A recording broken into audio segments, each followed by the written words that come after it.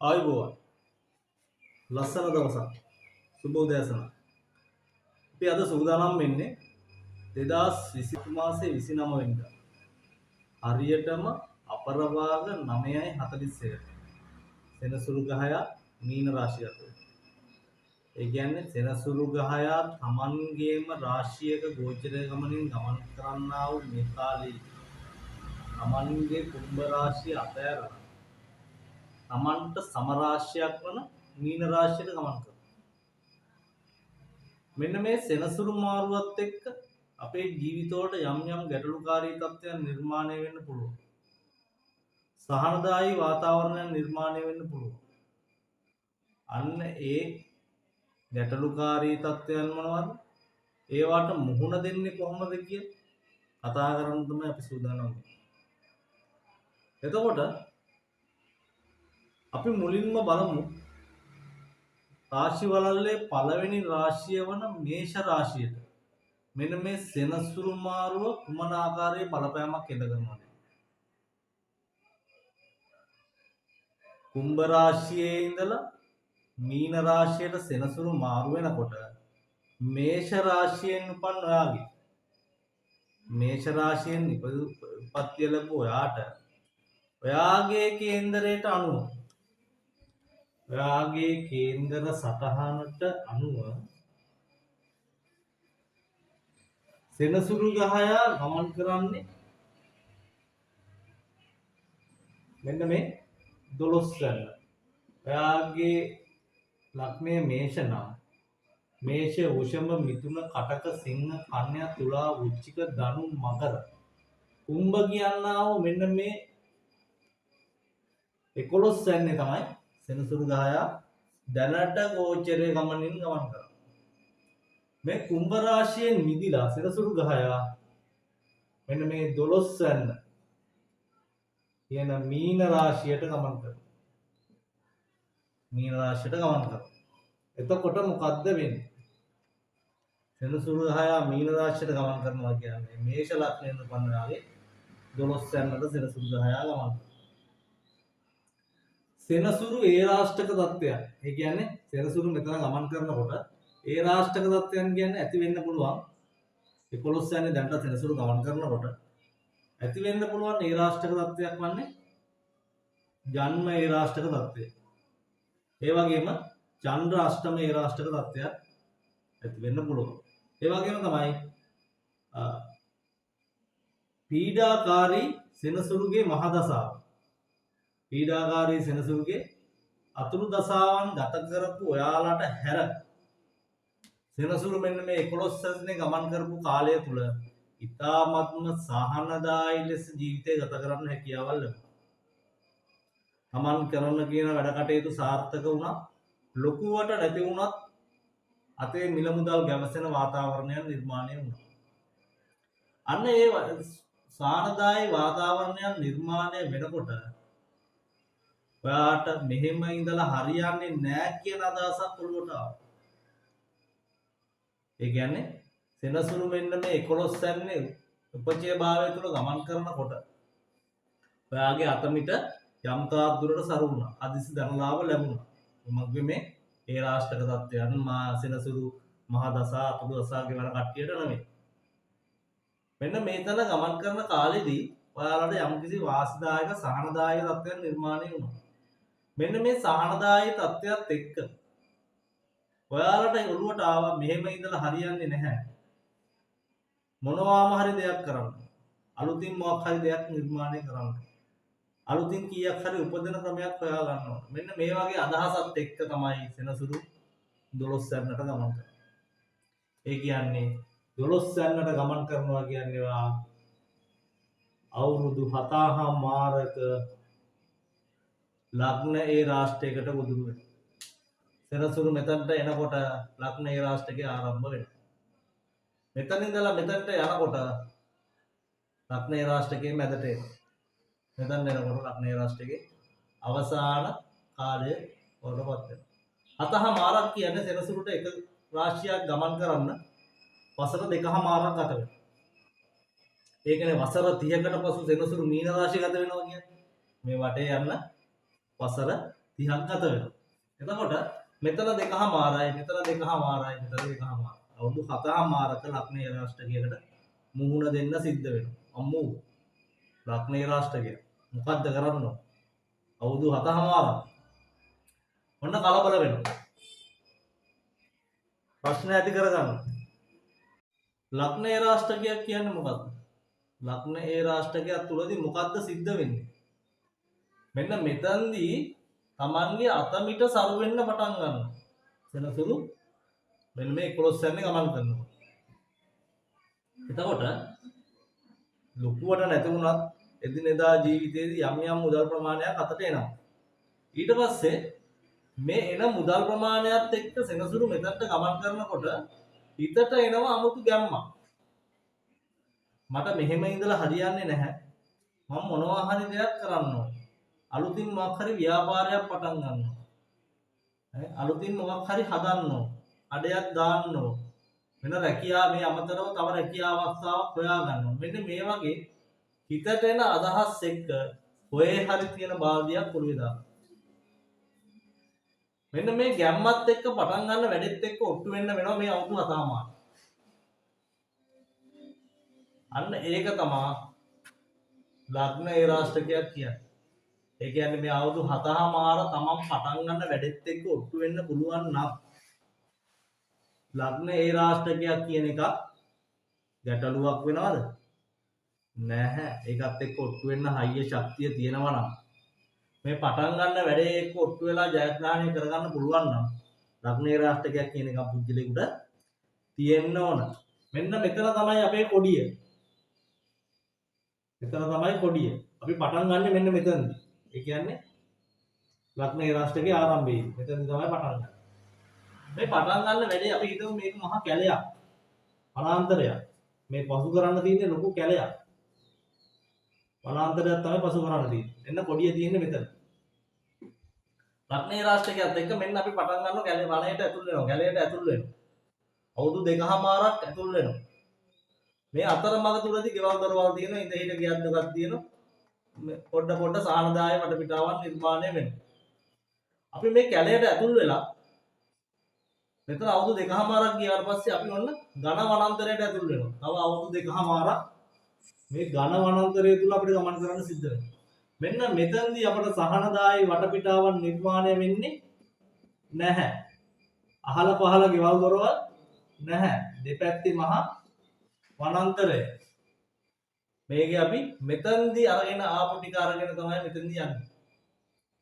මෙන්න මේ ටික තමයි අමාරු කදිය. දැන් ඔයාලා ලග්න රාෂ්ටකයේ මේෂ ලග්නෙන් උපන්න ඔයාලා ලග්න රාෂ්ටකයේ පටන් ගන්නවා මාර්තු මාසේ 29 වෙනිදා.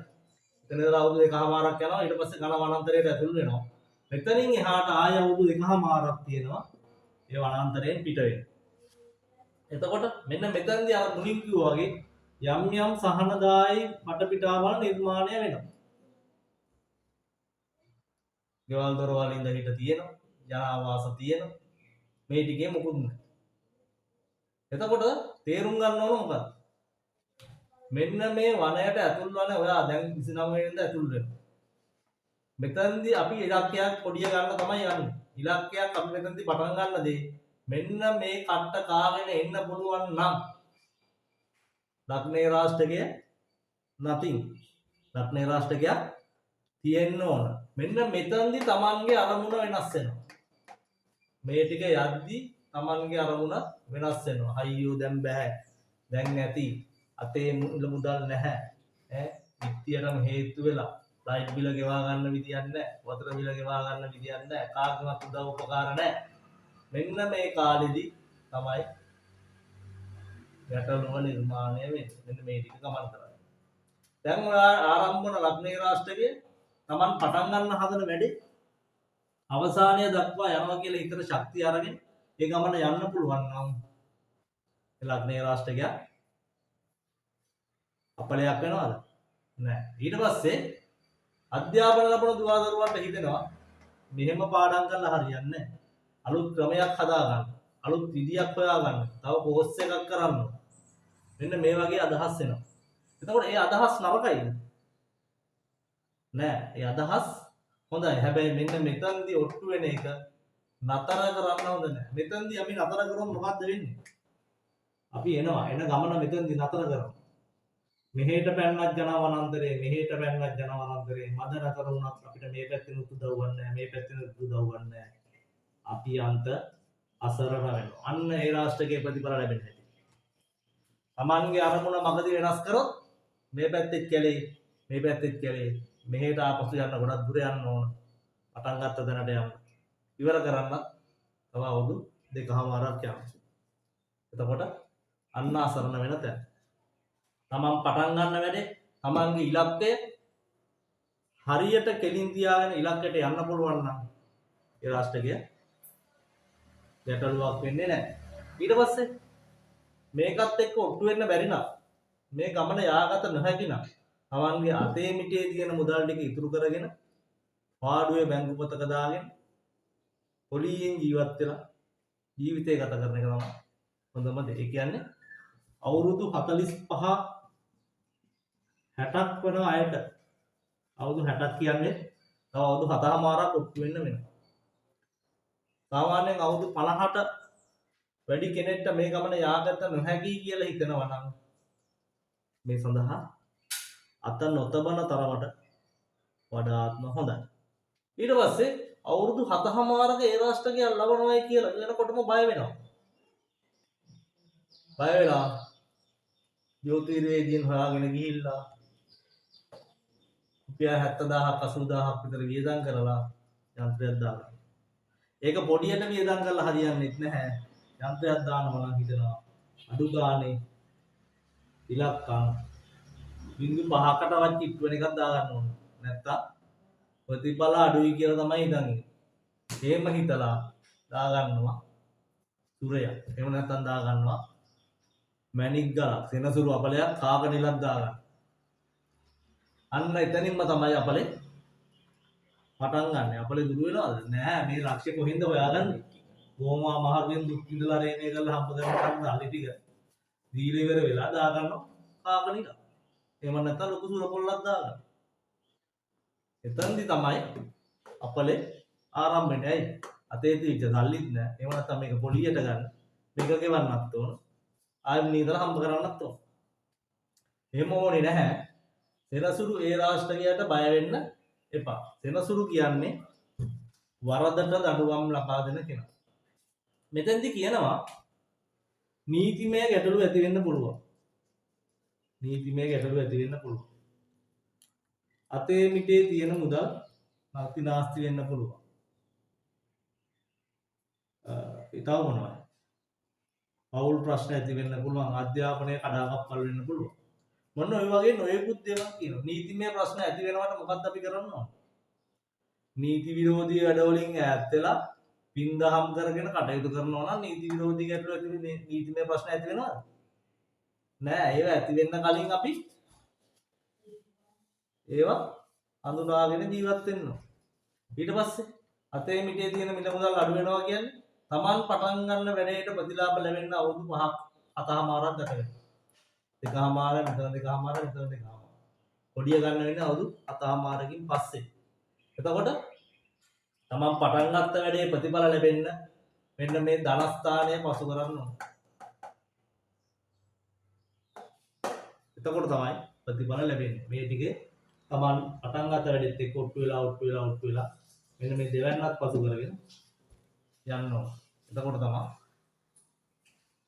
තවන්ට ප්‍රතිඵලයක් ලැබෙන්නේ. අන්න ඒකත් එක්ක හිර වෙනකොට තමයි කියන්නේ අතේ මිටේ මුදල් නාස්ති වෙනවා කියලා.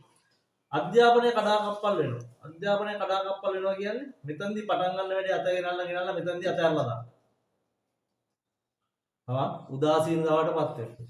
වෙනදට වඩා උනන්දුවෙන් වෙනදට වඩා උද්‍යෝගයෙන් වැඩ කටයුතු කරන කෙනා මේ කොඩිය අරගෙන වැඩේ අවසන් කරනවා. නැත්තම් මෙතනින් අතර කරොත් අර මං කිව්වා වගේ දෙපැත්තෙම වණය ආපස්සට ගියාම ගොඩක් දුර යන්න ඕන.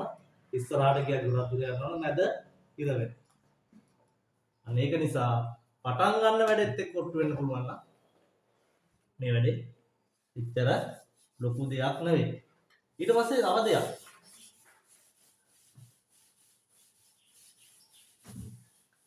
දැන් සෙනසුරු මීන රාශිගත වෙනවා.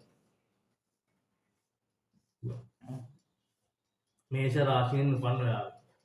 මීන රාශිගත වෙනවා කියන්නේ 12 යන්නට සෙනසුරු වෙනවා. අවුරුදු 7මාරක ලග්නයේ රාශිකයන් නිර්මාණය කරනවා. එතකොට ලග්නයේ රාශිකයක් එනවා. ඊට පස්සේ තව පොඩි කතන්දරයක් නිර්මාණය වෙනවා. ඒ මොකද්ද? දැන් ගන්න ඔයාගේ උප්පත්ති කේන්දරයද? උප්පත්ති කේන්දරේ චන්ද්‍රයා ඉන්නේ 11 වෙනි. එහෙමත් නැත්නම් 12 වෙනි. එහෙමත් නැත්නම් ලග්නේ. මෙන්න මේ විදිහට මේ එක තරක චන්ද්‍රයා ඉන්නවා නම් ලග්න ඒ රාශිකයත් එක්ක ජන්ම ඒ රාශිකයකුත් ජන්මේ රාශිකයකුත් ගවන්න නැහැ. මෙතනදී මොකද්ද වෙන්නේ? Tamanගේ හිතට වද දෙන ගැටලු නිර්මාණය කරනවා. හිතට වද දෙන ගැටලු කියන්නේ Taman සන්තකයේ තියෙන Taman ආස කරන දේවල් නැති වෙන්න පුළුවන්. එතකොටනේ Tamanට හිතට වද දෙන්නේ. Tamanගේ තැම්පතු ධනය. Taman ළඟින්ම ආශ්‍රය කරන පුද්ගලයා. Tamanගේ රැකියාව, අධ්‍යාපනය. මෙන්න මේ වගේ දේවල් Tamanගෙන් ඉලිහිලා යන්න පුළුවන්. අන්න එතකොට තමයි හිතට වද දෙන ගැටලු නිර්මාණය වෙන්නේ. ලග්නයේ රාශිකයයි ජන්මේ රාශිකයයි එක විට නිර්මාණය වුණොත් බොහොම පරිස්සමෙන් ගමන යන්න වෙනවා. ඒකම සෙනසුරු අතුරු දසා, සෙනසුරු මහ දසා. මෙන්න මේවත් එක්ක දැනට ඔයාගේ වන්නේ සෙනසුරු මහ දසාවක්ද සෙනසුරු අතුරු දසාවක්ද? එහෙමත් ඒක දෙකත් එක්ක එහෙමනම් ලග්නේ රාශිකයයි ජන්මේ රාශිකයයි මේ කිහිපෙම සෙට් වුණාම ඉතාමත්ම දැඩි අපහසුතාවයකට ලක් වෙන්න පුළුවන්. මෙන්න මෙතනදී Tamanගේ ජන්මපත්‍රය පරීක්ෂා කරගෙන අවශ්‍ය කරන වත් පිළිවෙත් කරගෙන මෙන්න මේ කියන්නා වූ අවුරුදු 7මාර ඉතාමත්ම පහසුවෙන් ජයග්‍රහණය කරන්න පුළුවන් වාතාවරණයක් නිර්මාණය කරගන්න ඕනේ. අපි මේ දේවල් ගණන් ගන්නේ නැතුව මෙන්න මේ මැදට ඇවිල්ලා අපි මැද අසරණ වුණාට පස්සේ මේකට පිළියම් හොයන්න ගියාම අපි ගොඩාක් වෙහෙසකටපත් වෙනවා. මොකද අපි ගිහිල්ලා මැද නතර වෙලා ඉන්නේ. වනාන්තරය මැද. එතන ඉඳලා අපි මෙච්චර දුරක් ඇවිල්ලා තියෙනවා. තව මෙච්චර දුරක් යන්න තියෙනවා. එතකොට අපි ලොකු අසරණ භාවයකටපත් වෙනවා. ඒක නිසා Taman පටන් ගන්න වැඩේ හොඳට සැලසුම් කරලා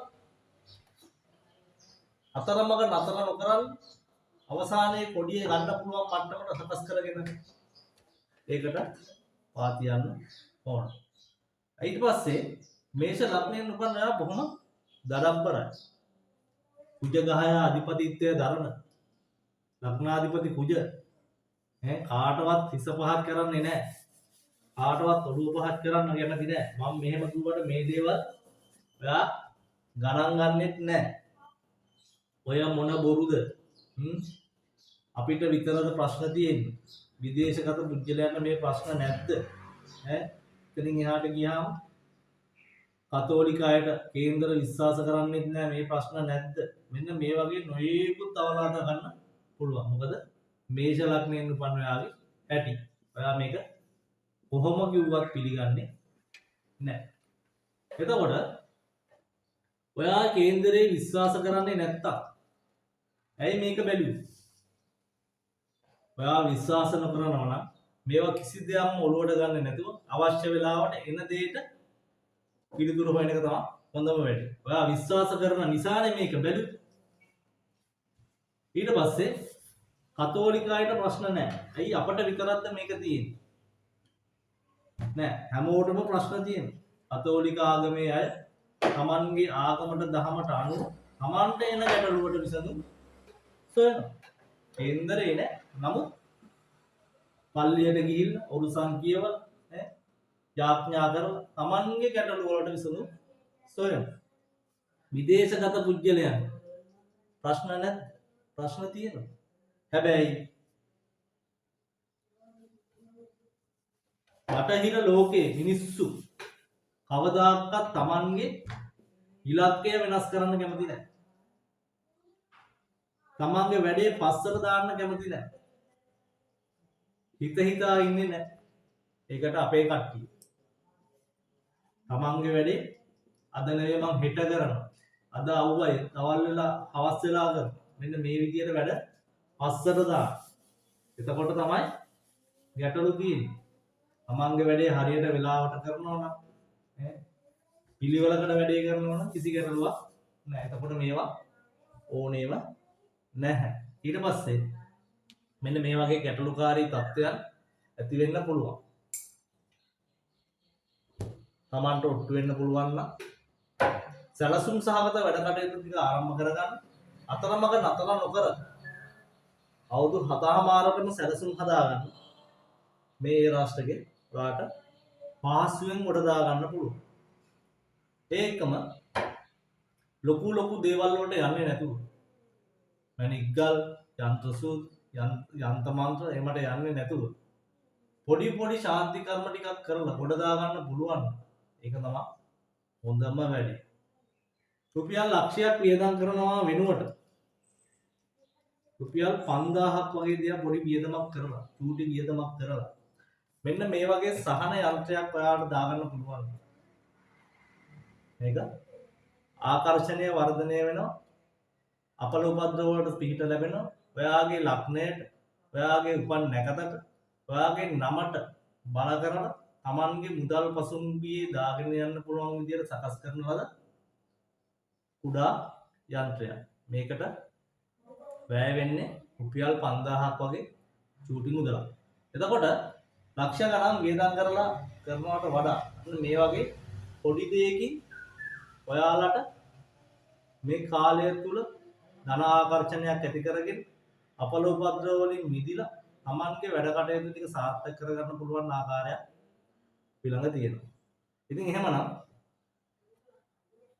මෙන්න මේ ඒ රාෂ්ට්‍රක කාලේ ජයග්‍රහණය කරන්න ඔයාලට ශක්තිය ධෛර්යය ලැබේවා කියලා ප්‍රාර්ථනා කරමු. මේකේ වැදගත්කමක් තියෙනවා කියලා ඔයාලට හිතෙනවා නම් යාළුවන්ටත් බලන්න ෂෙයා කරන්න. සබ්ස්ක්‍රයිබ් කරලා ලයික් කරලා තියාගන්න. එහෙනම් ඔයාලා සියලු දෙනාටම සාමය සතුට සෞභාග්‍යයෙන් වාසනාවන්ත සුබ අනාගතයක් ප්‍රාර්ථනා කරමි.